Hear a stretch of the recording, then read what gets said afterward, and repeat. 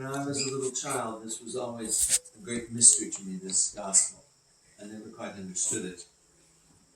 And it is a very revelatory and complex gospel because it says so much about us, about God, about Christ, about what he expects, what discipleship is. All those things are within this gospel. The Lord takes his disciples with him up to the mountain to pray. And then the Lord goes off to pray. And when the apostles look up, they see Jesus, Moses, and Elijah. And they're shocked. Because think of yourself. How many times have you made an attempt to pray? You're by yourself, and you look up. You haven't seen Jesus or Moses or Elijah floating in the air above you. So they were freaked out. They didn't quite know what to do with all of this. And it was more than they could take in. And then when God says, behold, from God the Father, behold, this is my beloved Son in whom I am well pleased, they were horrified and scared to death. And they fell down on their faces on the ground. What happened? The Lord came and touched them and told them to get up. Get up.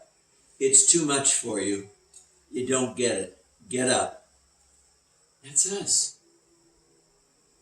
We do not understand the purpose of our life, and the purpose of our prayer is communion with God, not staring at him, not saying, what are you going to do? What miracle is coming up next?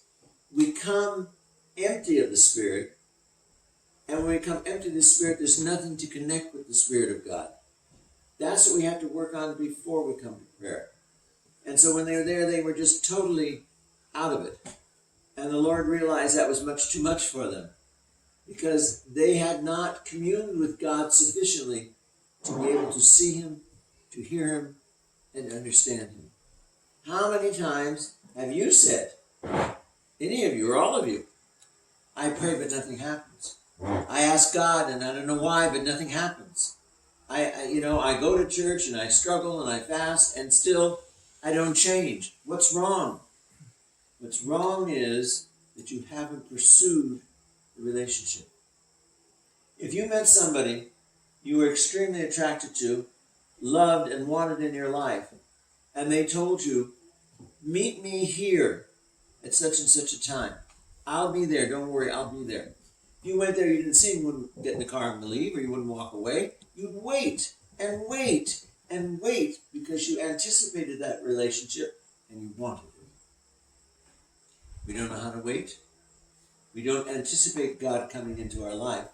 And we don't recognize that without our participation in that, there is no relationship. Even though God is doing all these incredible things right in front of our eyes, it does nothing to us because we're not doing our part to connect. So often, we don't understand because we are so weighted down with our physical being. We are so caught up in our jobs, in our occupations, in our families, in our children, in our grandchildren. All these things occupy every conscious moment of our life, our health, the pandemic, all these things. And even when the Lord comes, we don't see him because we don't get ready to see him. Our life isn't able to see him. If you don't change, if I don't change, if we don't change, he'll pass us by. And then what would we live on this earth for? Why are we here? We've wasted the whole thing. Oh, I can't help it. I had this problem, or I can't do it. I can't stop. I'm a sinner. Or we go on with all that nonsense of making excuses. And when you know somebody who's telling you something and they're making excuses, you go, oh, here they go again. They're not sincere about this at all. Well, that's what the Lord says to you. Oh, here you go again. I do all this and everything is ready and you don't hear because you're too wrapped up in yourself or the things you want. And that deadens us. It absolutely deadens us. I was, yesterday, I spent the whole day at the hospital, which was quite interesting. And there was a little lady in one of the rooms. She was probably my age, and she was in the waiting room. And she looked at me, she says, are you a reverend, or are you a priest, or are you a rabbi? What are you? And I told her I was a priest. She said, okay, how are you, Father? I said, I'm here. She goes, isn't that the truth? So we're sitting there and she says, I'm 81 years old. And never in my life did I think at the end of my life I'd be here, sitting in a waiting room to get treatments because I have cancer and I'm dying. I never thought that would be me. She says, you know what I thought I'd be doing? In a cottage in Maine, enjoying a cool breeze during the summer. And where am I? Here. And she says, you know, I wasn't prepared for this. And none of us are prepared for our death if we don't live our life while we're here. And without God, there is no life. And so basically, if God is not first in your life, if God is not the whole purpose of your existence, above everything else, guess what? You're already dead. And when you die, you will still be dead. We've got to wake up and realize all the things in this earth are wonderful and they're important, but nowhere near as important as our relationship with God. And our relationship with God makes us have relationships with ourselves and with others. You'd say, oh, you know, if somebody said to you, oh, you know, your son just had a car accident. You don't have to worry, we'll have dinner, we'll go see him tomorrow. You would never say that.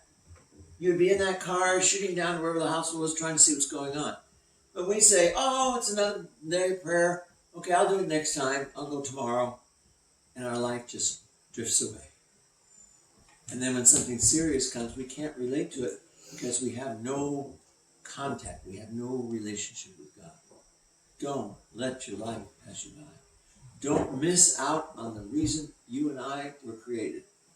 It's communion with God so we can have communion with ourselves and with others. That's what it's all about. Work on it. In the name of the Father, and the Son, and the